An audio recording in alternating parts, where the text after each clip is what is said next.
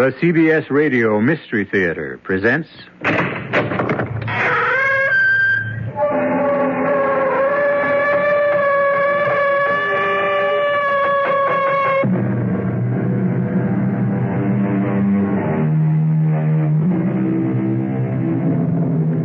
Come in. Welcome. I'm E.G. Marshall. Welcome to the world of terrifying imagination. To the world of enchantment, spells, bewitchery. These are all words from our childhood. Pleasant memories of nursery stories before bedtime. The dark side of magic we knew nothing of. And when we grew old enough to learn, dismissed as ignorance and superstition. But once again in our times, incantation, exorcism, and the haunting belief in demonic possession are alive and abroad. They are what this strange tale is about. I tell you, Doctor, it's the God's honest truth. They brought the young man in on the rolling stretcher to the emergency room, and he had this big sort of dent in his head. Oh, he didn't look like he was breathing at all. There was me with me bucket and me pail trying to clean up.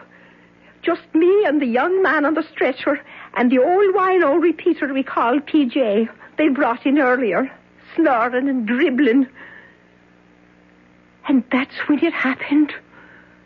Came right out of old PJ's mouth and across the room and right up the young man's nose, like that.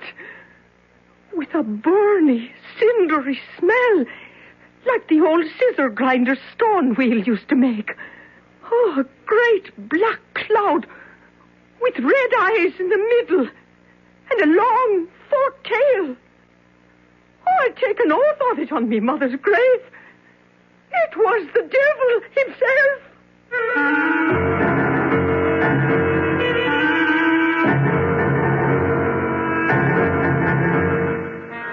Our mystery drama, Possessed by the Devil, was written especially for the Mystery Theater by Ian Martin and stars Donald Buca.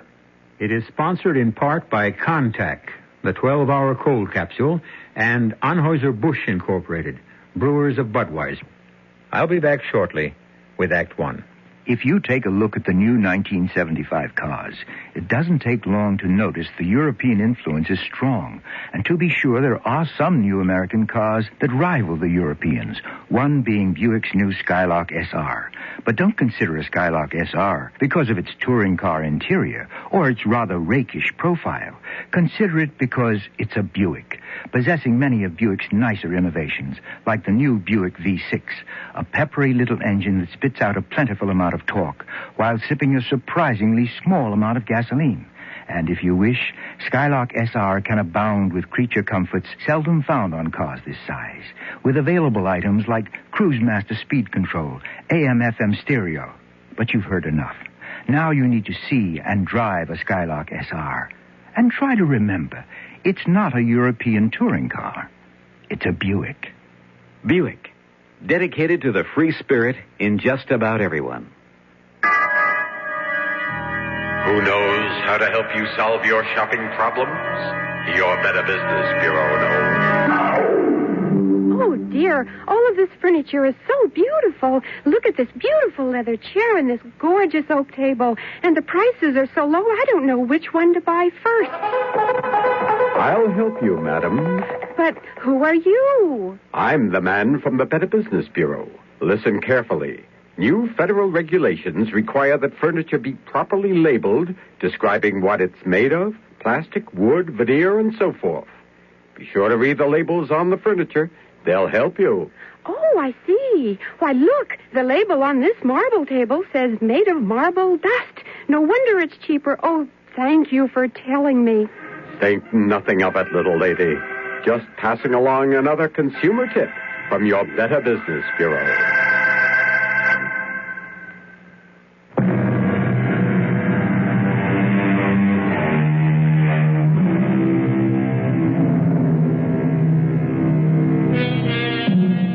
From the beginnings of history, it is there in some form. Possession. The incubus who ravishes maidens while asleep. The succubus who tempts man into seduction in his dreams. The Dybbuk, that lost soul who dies before his time and is compelled to wander in space till he can steal a body to live out his allotted years. Fact? Superstition? Hallucination? Here is such a modern legend. You be the judge. Okay, Doctor, an IV set up for old Wally Wino here, glucose, and start it right away. Yes, Dr. Daniels. Oh, he don't look like he's long for this world. He hasn't got a cell he hasn't drowned in alcohol. His liver is like a washboard. But I'm not sure I concur with your diagnosis, Mrs. Gideon. Still, I don't know this time. Uh-oh, another emergency. And this is supposed to be the quiet hour. Do you want me to get out for a while, Doctor? I'm near finished. No, go ahead with your cleaning. Just don't get run over by the stretcher. Put him over here, boys. Now, what have you brought me this time? Oh, you poor old souse. Dead to the world's the word for you, all right. You got me sympathy. With my arthritis, many's the time I've been tempted to have a go at the hard stuff myself. Oh, but thanks to sweet Mary, she's held me back. A little sacramental wine to ease me bones keeps me going. I had a few tonight, I can tell you. Oh, but there's always them breath sweeteners to take it away. I hope. Well, how's your patient, Mrs. Gideon? Oh, Doctor, I hope he's not a Catholic. The father might never make it in time. How's yours? Oh, mine's out of my league. What I need is a brain surgeon. Huh. Speak of the devil, Considine just walked past the door. Dr. Considine. Dr. Considine, sir, I've got an emergency here. Mother of heaven. And me here alone with two near corpses. I didn't see it. I couldn't have. Oh, but I did. I seen it. Oh, the good saints preserve me. Hey there, Mother. Well, where am I? Oh, in the Mercy Hospital. Oh, you shouldn't be getting up. Oh, ma'am, you're sure a different kind of nurse. Oh, I'm no nurse. I'm the cleaning woman. Oh. And you hadn't oughtn't to be sitting up, not with that clout on the head someone's after giving you. Huh? What clout on the head? Why, that great big dent as big as a soap plate they brought you in with. What are you talking about? I'm late for the operating room already. Dr. Considine, he has a depressed skull fracture. I don't even know if he's still alive. Good Lord, what are you doing on your feet? Dr. Considine, will you help me get him back on the street? Hey, hold up. Wait a minute. Look, there's nothing wrong with me. Mister, an ambulance just brought you in here with a skull fracture. You were out cold in deep shock. But there's nothing wrong. There's nothing the matter with my head. Look. Holy mother. Excuse me, Mr. Mike. Michael Damon. Oh, well, I'm Dr. Considine, Chief of Neurological Surgery here at the hospital. Would you mind sitting down on this chair for a second and letting me check you out? Oh, sure, Doc. Look, I've got to admit I don't remember how I got here to the hospital, so maybe you ought to have a look at me. Mrs. Gideon, what's the matter with you? You look like you just saw a ghost. It wasn't no ghost, sir. Dr. Daniels, get over here. Yes, sir. Would you mind casting your eagle eye over the back of this young man's head and show me one scintilla of evidence of skull fracture or concussion? Doctor, all I know is Jake Bronstein brought him in on the wagon and he had a decompressed area you could have laid your hand in. That's right, sir. I saw it myself. Someone here has been drinking. Daniels, look. If this is your idea of a joke, No, never mind. We'll discuss this later. Mr. Damon? Yes, Doctor? For your own protection as well as the hospital's, may I suggest that we take some x-rays of your head? Oh, nurse. Yes? You can let Dr. Daniels take over on the IV with the old man. And wheel Mr. Damon straight to x-ray. I want a full set of head plates. Yes, Doctor. Now, Mr. Damon, there are a couple of questions I'd like to ask you. Excuse me, sir. Dad? Mike, are you all right, son? Oh, I feel fine, Dad, except for a headache. Oh, Dr. Considine, this is my father, Reverend Damon. Oh, how do you do? Nurse, can we get going? Yes, sir. Dad, what happened? How did I get here? Well, perhaps you can explain, Reverend, as we walk along. I want to get to X-ray. Well, I wish someone could explain to me what happened. I can, sir. Let me check the IV on old PJ. Wait a minute. What is it, Doctor? PJ here. He's bought it this time. Oh. Oh, this is not my night. We might have pulled him through. Oh, there's going to be the devil to pay around here. Oh, you can say that again. It's the God's truth, Dr. Considine. Came right out of the old man's mouth and across the room and up the young man's nose like that, with a burning, cindery smell like the old scissor grinder's wheel used to make. A great black cloud with red eyes in the middle and a long forked tail. Oh, I'd taken off on me mother's grave. 'Twas the devil himself. Yes, Mrs. Gideon. I think you can leave the medical discussion to us, and I'm sure you have important work waiting. Oh, bless us. I left me pail and mop there. I hope nobody's been after stealing that mop. It had a brand new head on it. Well, at least I know now where the smell of alcohol came from. I can't blame you for that, Daniels. But I just can't accept it. In an emergency room, you concentrate on a seemingly healthy patient while you lose a really sick old man. PJ was a repeater, Doc. He's long overdue for uremic poisoning or cardiac arrest. But this young guy, Damon... Well, complete your sentence. I was just thinking... That magnificent body, physically way above par, and the injury I thought I saw, well, would have left him a vegetable for the rest of a long life if we'd pulled him through. What injury? That depressed fracture. Most of the brain should have been injured beyond repair. You say what you thought you saw. Apparently you didn't see anything. You heard Mrs. Gideon back me up, Doctor. Come in. Oh, it's the wet plates, Doctor, from X-ray. Light up the viewing fields, Daniels, and let's have a good look.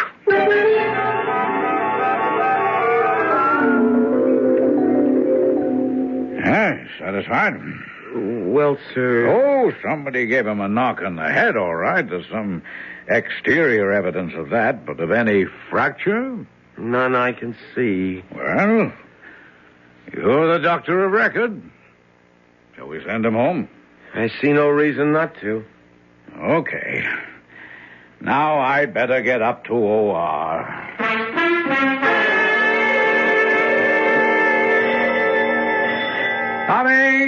Coming! Trudy! Well, don't look so disappointed, Rod. Come in. Say, sweetheart, what are you doing here at this hour? Oh, I couldn't sleep after your call, so I drove over. Is Mike back from the hospital? No, I thought the bell was Dad and Mike. They're on the way home right now. How come you didn't go to the hospital? Well, we've been trying to get in touch with Anton Azarak. Oh? So Dad thought one of us should be here in case he called back. Oh. I mean, to find out what happened. Yeah. All right, and cool it. Oh, what a name for a cat. Why, I see nothing wrong with it. I think a martyr belongs in a minister's family. Oh, is that my fate as your wife to be? Of course not. We just called her that because Mike and she never seemed to get along. Oh, it's hard to figure about the cat. Mike is such a kind, gentle sort of a giant. I thought all animals loved him. Well, it depends what the word includes. Oh, wait a minute. There's a car now. The return of the prodigal son. Now maybe we'll find out just what happened last night.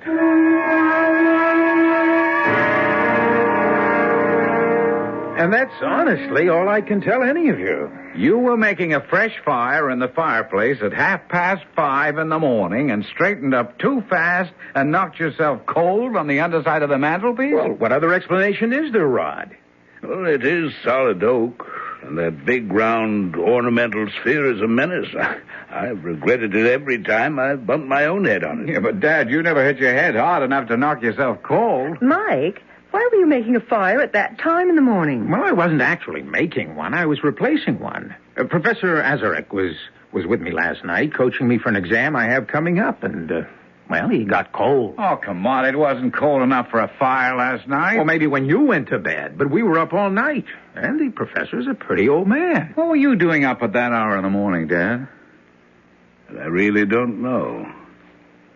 Something woke me, and I... Are you all right, Reverend Jays? Excuse me, Trudy, dear. Yes, I'm fine. I'm just recalling that moment this morning. How vivid it was.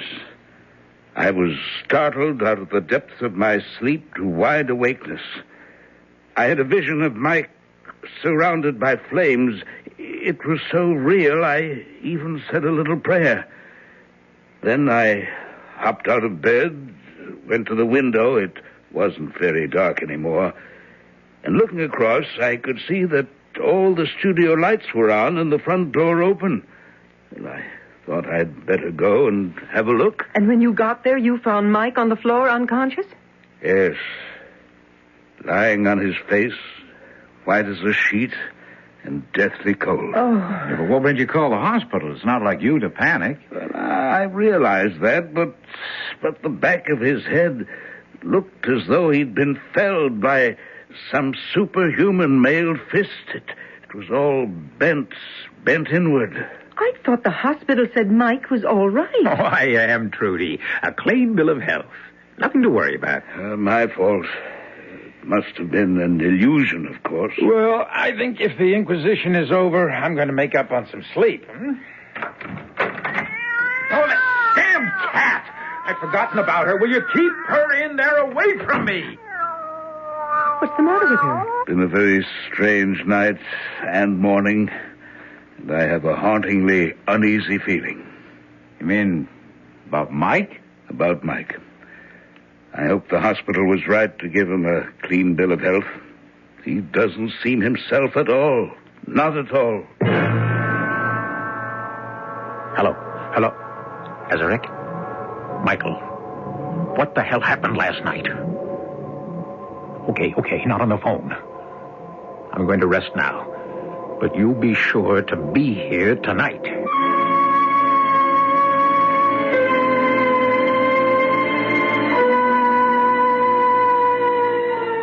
So far in our modern legend, we have caught up with superstition, witches, magic, both black and white, enchantment, spells, abracadabra. Well, there are 2 more acts to come. I'll be back very shortly with Act 2.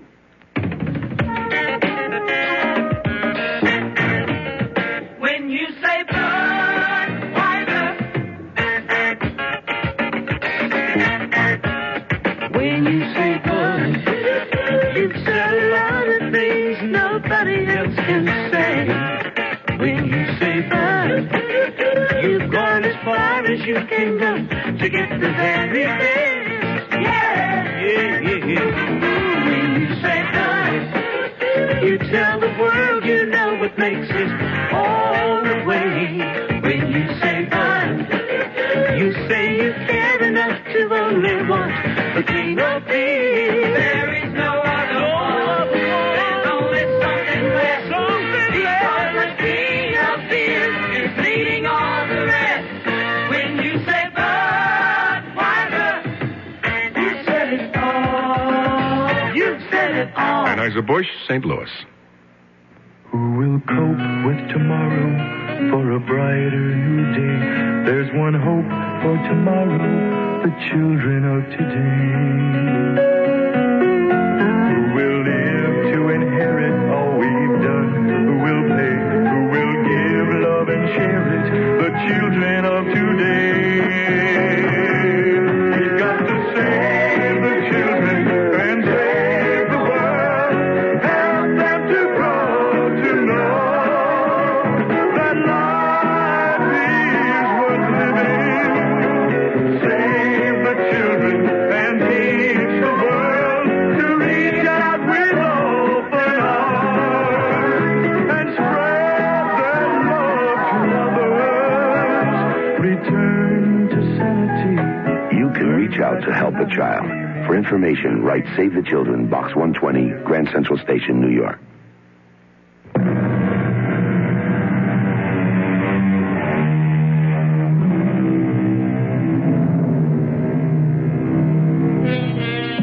A young man rushed to the hospital with a depressed fracture of the skull, which should have mangled his brain. A chronic drunken repeater back in emergency on the edge of fatal acute alcoholism, and an aging cleaning woman who thought she saw a malign spirit pass from the drunk to the young man. Now, apparently in full health, we'll be able to appraise just how healthy the young man who made his remarkable recovery is. Be right there. Professor Azarick, please come in. Well, must you be so formal? After last night and today, I'm taking no chances. Maybe with your superior intelligence, you have no worries about our abortive attempt at Satanism. But I have. Look, I was the victim, and since a crack on the head denied me any knowledge of what happened, I'm only hoping you can give me the straight goods. The straight goods. A peculiarly inept term for what we are engaged in, my brother in Satan. Damn it, it's not a deal in semantics, Anton. Now, what happened after I summoned up the fiend? I mean, how did you escape, and how could I have been harmed? As long as I was safe in the magic triangle within the circle. I warned you to keep your feet still. If you touch any part of the circle itself or the triangle within it, you are at the mercy of all the devils in hell. And if I'd known what I was getting into when I picked your philosophy course, I'd have quit. You made the mistake of not realizing how vulnerable your soul was as the son of a minister. All right. I'm not crying over what happened. I just want to know what it was. Now, where was I? By the fireplace, lying prostrate. The way you fell after he hit you. Who hit me? The devil you summoned. But where did he appear? Outside the circle here. The inner or the outer? Beyond the outer, of course. There was water scattered between the circles, and wolfsbane scattered through it. And within the circle, you had the brazier burning. Everything as you ordered it and arranged it. Yes, but... But what went wrong? Your ego. My ego? What does that mean? You lost your head. Or at least almost did. This was a simple experiment by someone who seemed a true psychic to raise a minor antichrist. The motive was strong enough to create belief. Or at least the hope of belief. You wanted a familiar to procure your brother's woman for you. Beshal, you were to call forth. Why did you call on Ashtaroth, a giantess beyond your control? I don't know. Look, do I have to explain? No. Ever since you became my disciple, you told me that you have lusted after the woman your brother brought home as his bride. The only thing I've never been able to take from Rod whenever I wanted. When you finished the incantation and summoned Ashtaroth, I thought the house would come down about our ears. The earth rocked like the San Francisco quake. And suddenly she stood without the circle, a huge figure in chainmail and medieval armor. Meddler and slave, she said, how dare you summon me for your petty desires? Learn this lesson once, if not for all. Turn your face from me in shame. And as you turned, she reached out with her mailed glove and struck you on the top and back of your head. You dropped like a stone. Across the magic circles? They weren't designed for major devils. You swore no presence could cross them. Nothing but her arm and her fist. But it's 5 feet from that outer circle to the center of the triangle where I was standing. I told you the circle was for lesser demons. What happened after she struck me? The spirit disappeared. The room was clogged with smoke. I opened the door to let it out and came back to you. You had fallen almost into the fireplace. I pulled the rug back, arranged the furniture as best I could, and fled. I thought you were dead. Oh, I'm alive. Yes, but it's not possible. When I left you just before sunrise, you were dead. What witchcraft can do, it can undo. Whoever and whatever I am, I'm alive. Make no mistake about that. Goodbye, Anton. I don't need you anymore.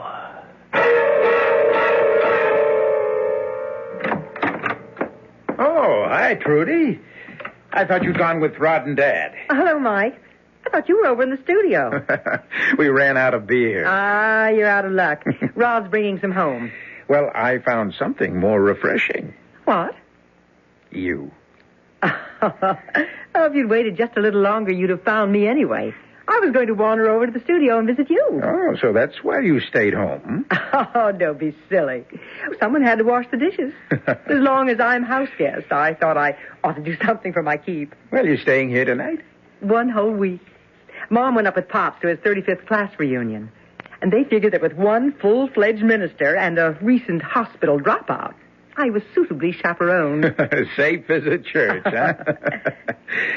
Rod and Dad say when they'd be back? Not till pretty late, I guess. Mm. Pretty rough section of town. That's why Rod insisted on going along. What's the occasion? That's one of your father's oldest parishioners. I guess the old lady is dying. She asked for the minister. Well, her loss, my gain. What? Oh, nothing. It's just a stupid joke.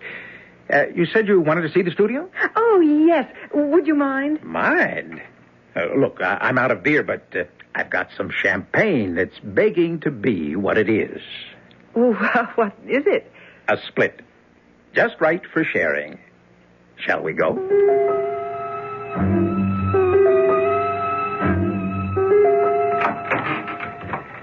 Well, won't you walk into my parlor, said Beelzebub to the flies. Oh, no, what's that supposed to mean? That is the advantage of a classical education. Uh-huh. Beelzebub, god of the Philistine city of Ekron. You know, he was known as the Lord of the Flies. Why? Well, now there you've got me. Oh, he sounds horrid. Well, he wasn't very popular with Christians. In fact, they called him the Prince of Devils. Lord of the Flies. Mm-hmm. Ooh, it gives me the creeps. Here's something to chase your creeps away. Oh, I don't want that, Mike. It goes right to my head. Oh, just a sip. A good luck toast to sister and brother-in-law Hood. Our getting to know you party. Well, far be it from me to be a party pooper. There's nothing more cozy and reassuring than a room full of books. What's this section here? Oh, that? That's the main reason I needed Dad's particular library, since my exam was in metaphysics. The Black Arts, The World of Witches, Essentials of Demonology, The Satanic Mass. Oh, it's a strange collection for a minister. And it's always good to know your enemy. You know, Dad's quite an authority on the devil and his work. And you? Are you thinking of becoming a minister, Mike? Me? No. Perish the thought. No, my philosophy is too easy for that. I long ago decided that if you can't fight 'em, join 'em. I mean, can't you see how evil I am? Tempting you with spirituous beverages, coaxing you here to my lair, and now, having anesthetized my prey, making ready to spring. I don't think you're being very funny, Mike. Oh, is this where you hit your head? Oh, yes, so they say. No, I wasn't being altogether funny. What do you mean? Trudy, have you any idea how jealous I am of my older brother? Of Rod? Why? A month ago, or whenever it was, they turned up with you. My first thought was, why couldn't I find something like that? That's very flattering, Mike. But you're a little young for the big step. Not so young as you think. Perhaps. I don't care what you and Rod have been to each other. It was me you wanted. Still want. Only you're afraid of breaking your word. This is a joke. It's no joke. Mike, let go of me. You wanted me from the moment you laid eyes on me, just as I have you. Oh, you've been reading too many naughty books. Don't laugh. There's nothing funny about this. No, not really. Offensive. You're afraid of me. Don't be silly. Afraid of yourself. Now that really is the last straw. Test it. Fasten your mouth to mine. Wind yourself about me. Try forbidden love, and it will never let you go. No, Mike, let me go. You're hurting me. Oh, that's Rod home with your father. If you won't let me go, I'll scream. What are you going to tell them? Nothing. Nothing. I wouldn't want them to know what a pig you are. I think that blow on the head must have done more damage than you think. Mike, you better see a psychiatrist. Hi, Rod. Dad. Well, we didn't expect you. Astaroth. By Lucifer. I'll have you yet. Cowering at my feet like a slave. To use you once and destroy you. As I shall use your surrogate tonight. Whoever she may be.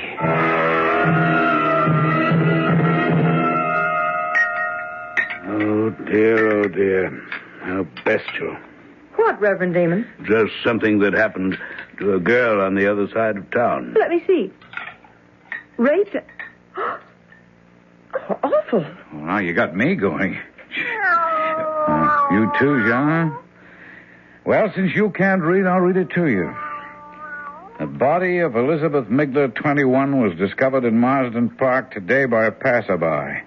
Although it was later determined the girl had been raped, the strange features of the case are that she was not robbed, and as though by some ferocious animal tooth marks, showed that her throat had been literally ripped to pieces. Good Lord. Where is Marsden Park? Clear over the other side of town. When did it happen? Night before last. Morning, all. I hope breakfast is all ready. I'm famished. What's wrong with that cat? Oh, it's beginning to bug me. A lot of things are beginning to bug me. What'd you say, honey? Nothing, Rod. I don't think I'll have any breakfast this morning. I don't feel like eating. No, Rod, please, don't come with me. I'd rather be alone. Lovers' quarrel? Look, will you just take out, brother mine? It's none of your business.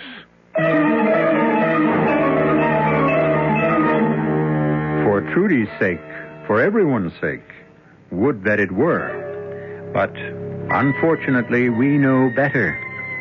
Or do we? The crime happened miles away. And the devil that may possess Mike is there only on the evidence of a tipsy charwoman. Who summons the devil never calls for him in vain. And once met, few are lucky to get rid of him again. I'll return shortly with Act 3. Give your hand to a friend. Give your heart to your love. But give your cold to contact. The sooner the better. The common cold is a rotten thing. You miss so much. Sneezing, drips, and congestion can drag you down. Then, ask yourself the contact question. 6 or 3 or 1? You'd need 6 cold tablets, 2 every 4 hours, or 3 ounces of Cold's liquid, 1 every 4 hours, or just 1 contact for up to 12 hours continuous relief of those symptoms. That's daytime, then nighttime relief. Both the others have things for aches and fever, and the liquid, something for coughs. Not found in Contact 600 Tiny Time pills. Give your cold to contact. 6 or 3 or 1. Take Contact. Only as directed.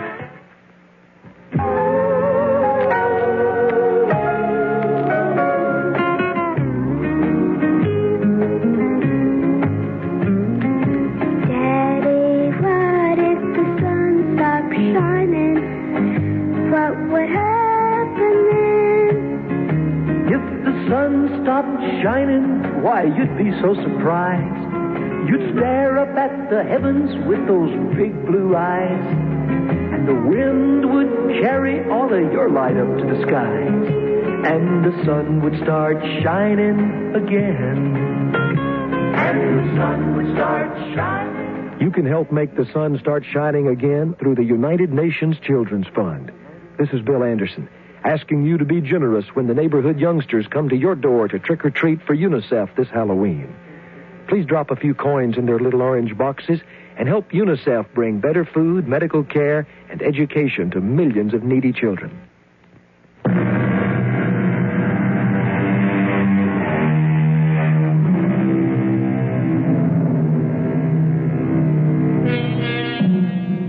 the kitchen of the Damon house, Rod glares angrily at his brother, who shrugs it off and goes to the refrigerator for orange juice. A troubled Reverend Damon eyes both his sons as he closes and folds the tabloid in his hands as if it were just as unclean as it is. Rod, unchallenged by Mike, breaks the silence first. I better go on upstairs and check on Trudy. Well, she said she wanted to be alone. Look, will you stay out of this? I'm not even in it. Just an objective comment. So keep it to yourself. Now, come on, Rod. I didn't mean to butt in. Catch me up. What's all the hostility about? No hostility. Just a reaction to a peculiarly unpleasant crime. I think I'll go up and apologize to Trudy for spoiling everyone's breakfast. That's a good idea, Dad. If I can leave you two alone. Well, I have no quarrel with anyone. Now, forget it, Dad. I just got upset over Trudy. I shouldn't have jumped on Mike. Well, then, let me see if I can make our future in-law a little happier in our house. What happened, Rod? Oh, it all started over this tabloid story about some poor kid who got raped and mangled in Marsden Park. Oh? Here, read all about it. Kind of gruesome, all right. But there's one of these every day. Yeah, but not in such gory detail. It really got to Trudy.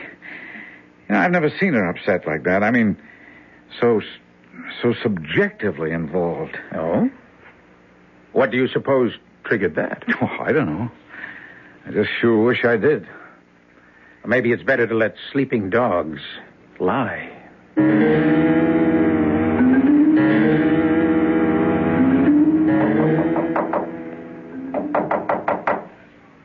Who is it? Your future father-in-law. May I come in for a minute? Just a sec. The door's locked. Come on in, Reverend Damon. Feeling any better? Oh, not really. Oh, I should be ashamed of myself reading that yellow sheet. I like to think it helps keep my sense of balance, but maybe I'm just a seeker of vicarious excitement. Like that rather complete collection on Satanism and the occult that you have in your studio? Ah, you noticed that, did you? Night before last, when I was over there with Mike while you and Rod had gone to see your old parishioner who was dying. Did she? As a matter of fact, no. She made a remarkable recovery. Oh, really? Well, you looked so sort of worried when you came home. I thought she... I was worried about you, Trudy. And Mike. Why? You, because I knew you were upset about something. Well, you can't be a minister for over 40 years without learning to read something about people. And Mike?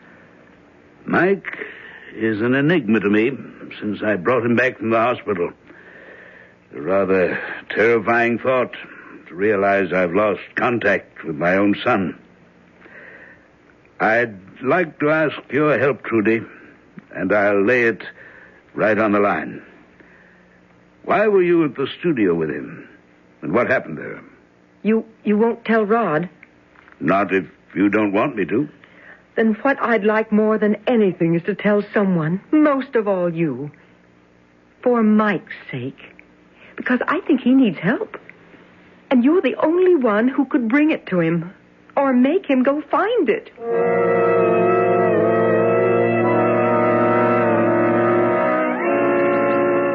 Well, Reverend Damon, this is a pleasure. I'm on my way to a class. Can we talk as we cross campus? Yes. Just, what is the name of your course that Mike is taking? Philosophy. Perhaps more specifically, metaphysics. Rather freewheeling. I mean, it's advanced, and we spend more time on the perimeters than we do on the core subjects. Just what were you and Mike up to that long night before his injury? I was coaching him for an examination. An examination in what? On what subject? Why, the class I teach, general philosophy. And you left before Michael was hurt? Oh, good Lord, yes. Would I have left the boy if he were injured? Would you have fled the scene unless you were up to something dark and vile enough to stain your reputation? I am sorry your boy was hurt. I had no part in it. And I resent your holier-than-thou accusations. If you'll excuse me, I have a class waiting for me.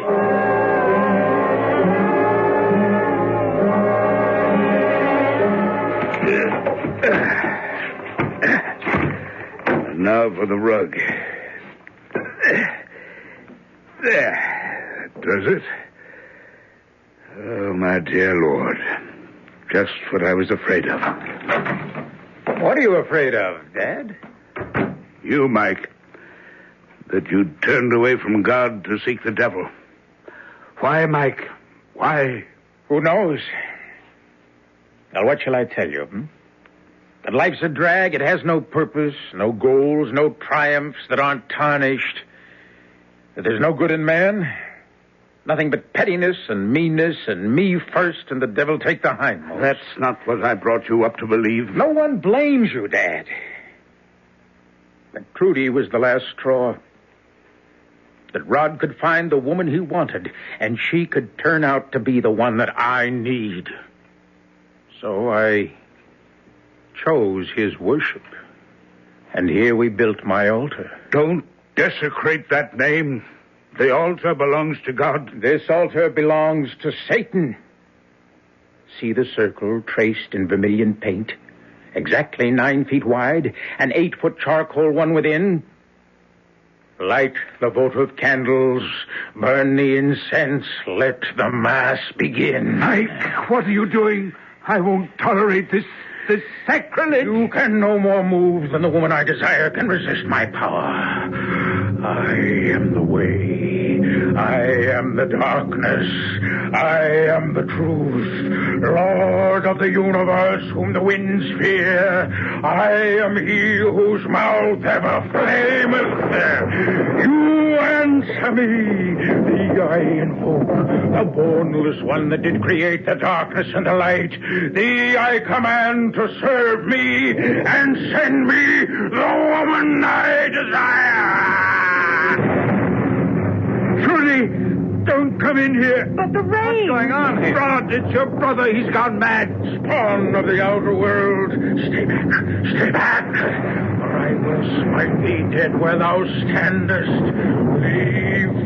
Leave except the woman who is mine. Dad, what's going on? Look out. He's going for Trudy. Now, look, don't you Oh, he hasn't died. Would you murder your own brother? Okay, that's enough fooling around. Don't you know I could always take you? Oh, Rod, I hope you haven't hurt him too much. Oh, don't worry, baby. He always had a glass jaw. He had something more perishable than that. Call the hospital. And better tell them to bring a straitjacket.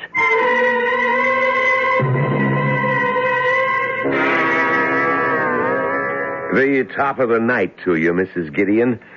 And what's that wee bottle in the paper bag?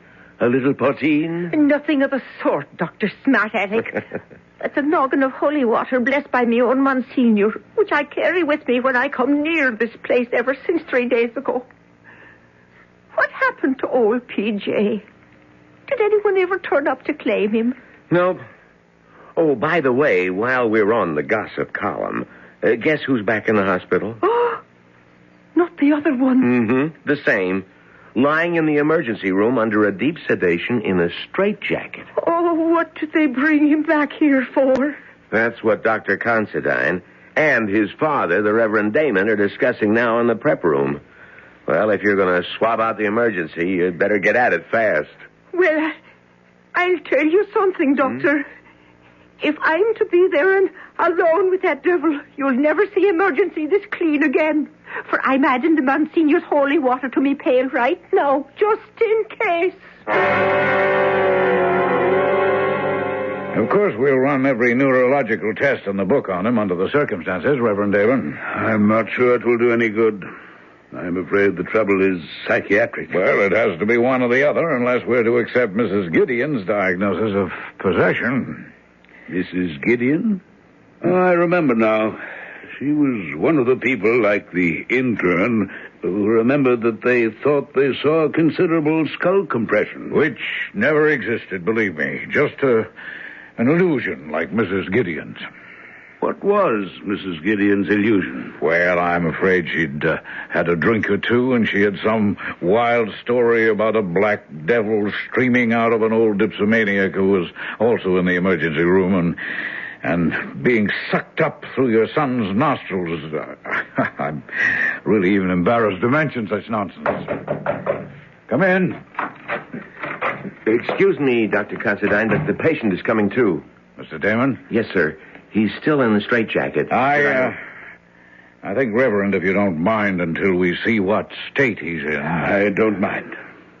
You might as well both know that the police are by now well aware that my son was responsible for the violent death of a young woman the night before last while under the possession of whatever devils or devil owns him. Shall we go? By Nergal and Tammuz and Belphegor, no one can hem me in. I am Belial, Lord of the Flies, and your bonds cannot hold me. Good Lord, he's out of the straitjacket. I'll get help. What's going on here, Mrs. Gideon? Oh, the Lord preserve us. It's the devil incarnate. Oh, stay away from him, Doctor. He'll burn you to a crisp with his fiery breath. All of you, stay away from him. Leave him to me. Michael, my son. Call me not by that filthy angel's name. Stay away, old man, for I carry death in my hand as a sword. Michael, I warned you. Oh, you administer man of the cloth. Get back! Get back! What happened? Oh, sure it was the Monsignor's holy water. It's as strong as life. Michael, no. All right, boys. All right, Daniels, you're too late. What? Excuse me, Reverend. Let me see. Daniels, come here. Yes, sir? Was that the depression you were talking about when this man was first brought in? Yes, sir. That's what I thought I saw. Well, at least it's what we all see now. But how? I haven't any answers. I only know... I'm sorry, Reverend Damon, but your son is dead. He hasn't been my son since his first visit here. The mercy of God is that whatever possessed him died with him, thanks to this lady here. Oh, if I hadn't had the holy water, the Lord does move in mysterious ways. Don't he, Reverend Sir?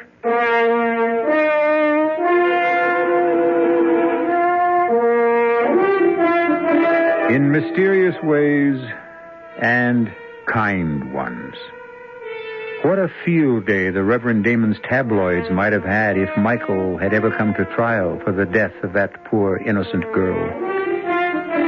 Innocent.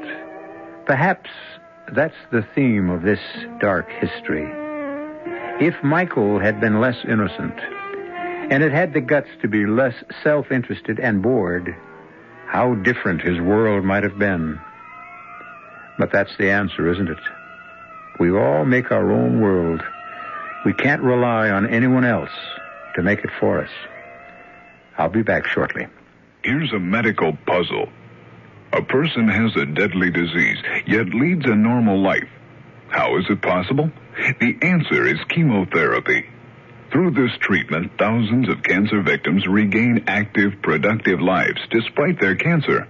Many of these people can continue in their jobs for years, while the anti-cancer drugs, which we call chemotherapy, control their disease.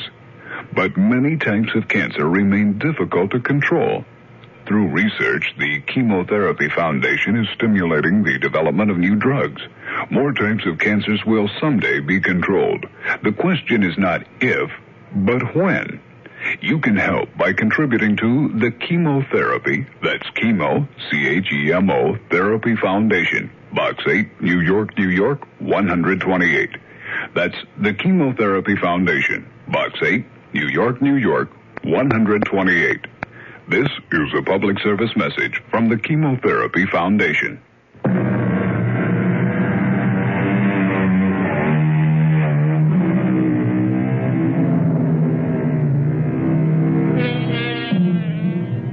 suppose I should resist the impulse, but I have to admit I can't. It's one of the rewards for being host, particularly with guests who can't answer back, at least directly. So just for once, a homily. Reach out and find life. Take it and make the most of it. For if nothing else, our story proves to the hilt the oldest of adages. If you don't, the devil finds work for idle hands to do. Our cast included Donald Buca, Joan Shea, Ian Martin, Guy Sorrell, and Leon Janney. The entire production was under the direction of Hyman Brown. Now, a preview of our next tale. No trouble, though. He went numb pretty fast. I thought he would. He wanted me to give you a message, but then he couldn't remember what it was. And he thinks you're some kind of a warden. Poor man. You know, Mr. Z, I didn't much like it inside that room. You knew you were coming out. Who ever dreamed up the black room anyway? I've no idea. Somebody must have. There's always been a black room, far as I know. Hell of a place. Yes. How long will he last, do you think? Matter of days. Weeks, possibly. Then what? He'll go mad. Or die. Wonder what he's doing now. Oh, counting by twos, then by threes, then by fours. Anything to keep from thinking. That's what they all do. Radio Mystery Theater was sponsored in part by Buick Motor Division. This is E.G. Marshall inviting you to return to our Mystery Theater for another adventure in the macabre. Until next time, pleasant dreams.